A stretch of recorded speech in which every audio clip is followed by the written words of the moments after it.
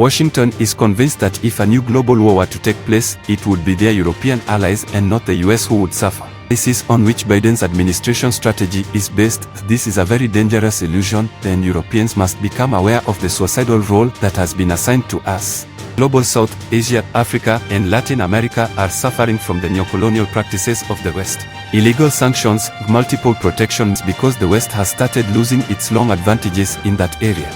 We are ready to seek a balance of interest. The U.S. is trying to block up with ECOWAS, the U.S. brainwashed Zelensky, the U.S. is building ECOWAS to destabilize Africa, and Biden's illusions are going to get us into another world war? No wonder Trump wants NATO gone. Now it's no wonder that they want Trump gone. The West can't be that bad. That would be like saying the West starts all this turmoil and makes all these wars and then has other countries that they're allied with go fight these wars for them. Yeah, right. Oh, Luvrov is saying it? What do you mean he's got receipts to back it up? Oh, well, I guess this means you should grab a drink and really listen to this. Ladies and gentlemen, Your Excellencies, today, the very foundations of the international legal order, strategic stability, and the UN-centric system of global politics are being put to the test. It will be impossible to resolve the conflicts that are multiplying without getting to their root causes and restoring faith in our ability to join forces for the common good and justice for all. Let us be frank, not all states represented in this room recognize the key principle of the UN Charter, the sovereign equality of all states. The United States has long, through the words of its presidents, declared its own exceptionalism. This also applies to Washington's attitude towards its allies, from whom it demands unquestioning obedience even to the detriment of their national interests. Rule America. That is the essence of the notorious rule-based order, which is a direct threat to multilateralism and international law. The most important components of international law, the UN Charter and the decisions of our Council, are interpreted by the collective West in a perverse and selective manner, depending on what instructions are handed down from the White House. And many Security Council resolutions are outright ignored. These include Resolution 2202, which endorsed the Minsk Agreements on Ukraine, and Resolution 1031, which endorsed the Dayton Agreement on Peace in Bosnia and Herzegovina on the basis of the principle of equal rights for the three constituent peoples and two entities. The sabotage of resolutions on the Middle East can be discussed endlessly. It suffices to mention Antony Blinken's statement in an interview with CNN in February 2021 in response to a question about what he thinks about the decision of the previous U.S. administration to recognize the Syrian Golan Heights as belonging to Israel. And I will refresh your memory, for those of you who may have forgotten, in response to that question, the Secretary of State said, leaving aside the question of legality, from a practical standpoint, the Golan Heights are very important to Israel's security, end of quote. And this, in spite of the fact that UN Security Council Resolution 497, which remains in force and which we are all very familiar with, qualifies Israel's annexation of the Golan Heights as illegal. However, according to those very rules, we should, to quote Antony Blinken, leave aside the question of legality. And of course, everyone remembers the statement of U.S. Permanent Representative regarding the fact that Resolution 2728 of March 25 demanding an immediate ceasefire in the Gaza Strip is not legally binding. In other words, these American rules are more important than Article 25 of the UN Charter. In the last century, George Orwell, in his story Animal Farm, already presaged the essence of this rule-based order. I quote, all animals are equal but some are more equal than others, end of quote. If you fulfill and obey the will of the hegemon, you're permitted to do anything you wish, but if you dare defend your national interests, you will be declared a pariah and sanctioned. Washington's hegemonic policy has not changed for decades. Every Euro-Atlantic security arrangement, without exception, has been based on ensuring U.S.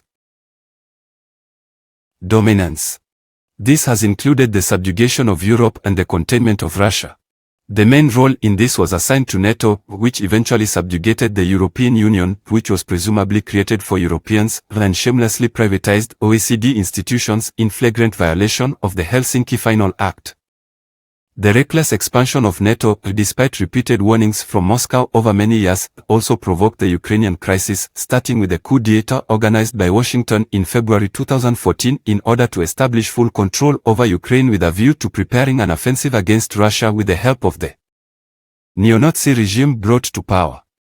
When Poroshenko and then Zelensky were waging war against their own citizens in the Donbass and were destroying Russian education, Russian culture, Russian media, and the Russian language in general through their legislation and were banning the Ukrainian Orthodox Church, no one in the West batted an eye, nor did they demand that their wards in Kyiv observe decency and refrain from violating international conventions on the right of national minorities or the very constitution of Ukraine itself, which also contains these demands. Precisely to eliminate threats to Russia's security and to protect those people who considered themselves part of Russian culture and who live on lands that had been settled by their ancestors for centuries, in order to save them from legislative and even physical extermination, that the special military operation was launched. It is telling that even now, when multiple initiatives on a Ukrainian settlement are being put forward, few people remember Kiev's violation of human rights and the rights of national minorities. Of these initiatives include these aspects. Only recently did EU documents on the beginning of negotiations regarding Ukraine's accession formulate a demand to this end, mainly due to Hungary's principled position. However, Brussels' actual capacity and desire to influence the Kyiv regime is questionable. We call on all those who are genuinely interested in overcoming the crisis in Ukraine to ensure that their proposals take into account the key issue of the right of national minorities, all minorities without exception. Silence on this issue devalues peace initiatives, and the racist policy of Mr. Zelensky receives de facto approval. It is typical that 10 years ago in 2014 Zelensky said, if the people in the east of Ukraine and Crimea want to speak Russian, let them be, leave them alone, let them speak Russian legally. Language will never divide our homelands. Since then, the US has successfully re-educated him, and as early as 2021, Zelensky in one of his interviews demanded that those who feel a sense of affinity with Russian culture get out and go to Russia for the future of their children and grandchildren. Appeal to the masters of the Ukrainian regime, make sure that it complies with Article 1.3 of the UN Charter, which guarantees the fundamental rights and freedoms of all people without distinction of race, sex, language, or religion. Dear colleagues, the North Atlantic Treaty Organization is not content with the war that it has unleashed against Russia through the hands of the unlawful authorities in Kyiv, nor is it content with the entire OSCE space. Dismantle the fundamental agreements in the area of arms control. The US continues to ramp up confrontation. Recently, at the summit in Washington, the leaders of NATO countries reiterated their claim to a leading role not only in the Euro-Atlantic region but in the Asia-Pacific region as well. The claimed intention is that NATO is continuing to be guided by the goal of protecting the territory of its member states, but in order to do this, they allegedly need to spread the alliance's dominance on the entire Eurasian continent and adjacent water. The infrastructure of NATO is advancing into the Pacific region with the obvious goal of undermining the ocean-centric architecture, which for many decades was built on the basis of the principles of equality, recognition of mutual interests, and consensus. To replace the inclusive mechanisms around ASEAN, the US and its allies are building closed confrontational blocs such as AUKUS and other quartets and trios. Recently, the deputy head of the Pentagon, Mr. Hicks, stated that the US and their allies must prepare for protracted wars, and not only in Europe. That is the end of the quote. In order to contain Russia, China, and other countries whose independent policies are seen as a challenge to its hegemony, the West is aggressively dismantling the global system that was originally built based on its models. Washington has done everything to blow up, including literally by organizing terrorist attacks on the Nord Stream gas pipelines, the foundations of mutually beneficial energy cooperation between Russia, Germany, and Europe as a whole. At the time, Berlin remained silent, but today we see another embarrassing period for Germany, whose leadership has unquestioningly complied with the US. In order to place US medium-range missiles on its territory, Olaf Scholz said very ingeniously that the US has decided to place high-precision offensive weapons systems in Germany, and this is a good decision. And amidst all this, Mr. Kirby, the expert on media, spoke on behalf of the US. We were not seeking to unleash a third world war. This would have horrific consequences for the European continent. A Freudian slip, as they say. Washington is convinced that if a new global war were to take place, it would be their European allies and not the US who would suffer. This is on which Biden's administration strategy is based. This is a very dangerous illusion, and Europeans must become aware of the suicidal role that has been assigned to us. Are holding the entire West at gunpoint and expanding their trade and economic war with those they see as undesirable, having unleashed an unprecedented campaign of unilateral coercive measures that are hitting Europe fast and are leading to a fragmentation of the world economy. Global South, Asia, Africa, and Latin America are suffering from the neocolonial practices of the West. Illegal sanctions, multiple protection measures, restrictions on access to leading technologies are a counter to true multilateralism and create serious obstacles to achieving the 2030 agenda. Where are all those attributes of the free market where the United States and its allies taught everyone to follow? Market economy, a fair competition, viability of private property, presumption of innocence, a free movement of people, goods, and capital, all that has been jettisoned. And geopolitics has buried the once sacred laws of the market for the West. We had public demands from the officials of the United States, the European Union, aimed at China to reduce excess production in high-tech sectors because the West has started losing its long advantages in that area. Of market principles, we have the same rules. Colleagues, the actions of the United States and their allies are impeding international cooperation and the building of a more just world. They are taking entire countries and regions as hostages, are not allowing peoples to fulfill their sovereign rights enshrined in the UN Charter, distracting from the necessary joint efforts to regulate conflicts in the Middle East, Africa, and other regions, and reducing global inequality, eliminating terrorism, drug trafficking and famine, and other. Of course, I believe that with good faith it's possible to resolve these matters. In order to stop development following a negative scenario, we want to discuss steps in order to restore trust and stabilize the international situation. First of all, we need to deal with the root causes of the crisis that have unfolded in Europe. But conditions for establishing a stable peace in Ukraine have been set out by President Putin. I won't repeat them. The political diplomatic solution must be accompanied by concrete steps to eliminate threats to the Russian Federation coming from the Western Euro-Atlantic direction. Mutual guarantees and agreements. It will be necessary to take into account new geostrategic realities on the Eurasian continent, where continental architecture is being formed that is truly equal and indivisible. Falling behind from this objective historical process, we are ready to seek a balance of interest. Secondly, restoring regional and global balance of forces must be accompanied by active efforts to eliminate injustice in the global economy. There should not be any monopolists in monetary regulation, trade, or technologies. The overwhelming majority of members of the international community share this view. It's very important to reform, as soon as possible, the Bretton Woods institutions and the WTO. Their activity should reflect the true weight of non-Western centers of development and growth. Thirdly, significant and qualitative changes must take place in other institutions of global governance if we want them to work for the benefit of all. First of all, this applies to our organization, which up to now, in spite of everything, continues to be the embodiment of multilateralism and has a unique universal legitimacy and recognized broad range of authority. Restoring the effectiveness of the UN would be a confirmation by all its members of their commitment to the principles of the UN Charter, not selectively but in their fullness and interdependence, about which form this kind of reconfirmation could take place.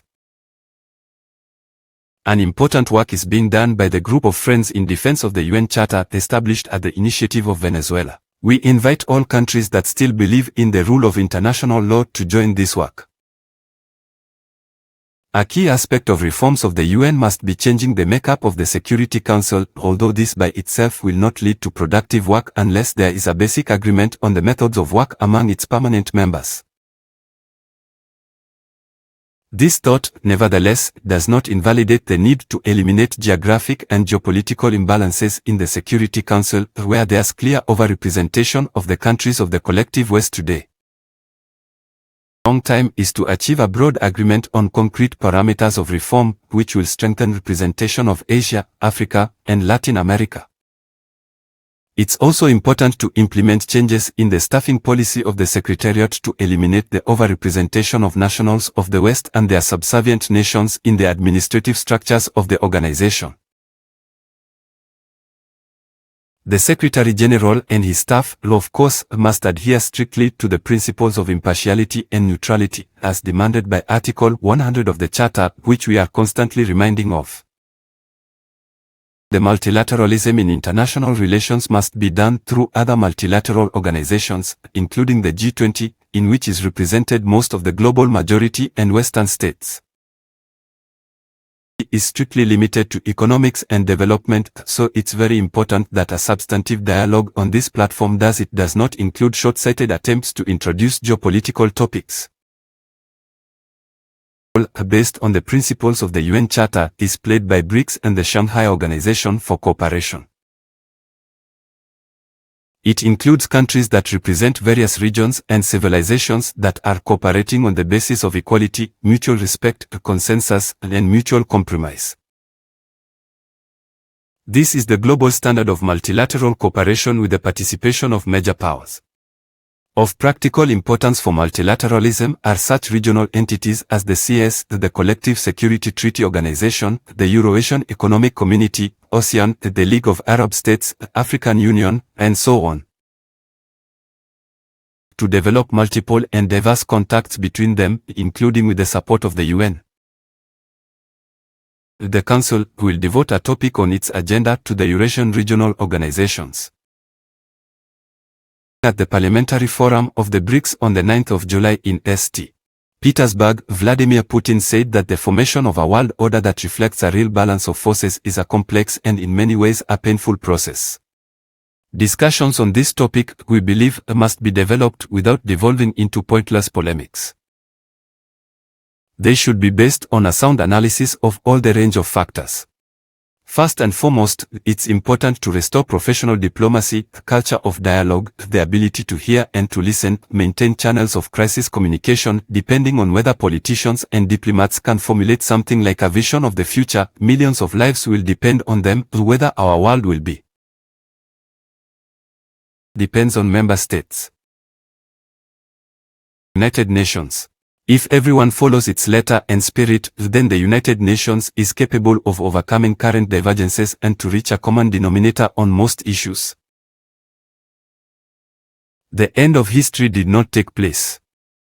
Let's work together in the interest of the beginning of history of true multilateralism that reflects all the richness of the cultural and civilizational diversity of the peoples of the world. Discussion. Of course, it has to be an honest one. Thank you very much. Well, there it is, ladies and gentlemen. It's out in the open. He's not keeping any secrets. He is laying it all on the table. Is everything he said true? Is some of it true? Is enough of it true? Let me know what you think, please. Like, subscribe, and click that notification button so when we get this information out, this is valuable information, you can get this information in. I want to thank you all for watching, and remember, one love, and we'll see you on the next one. Bye.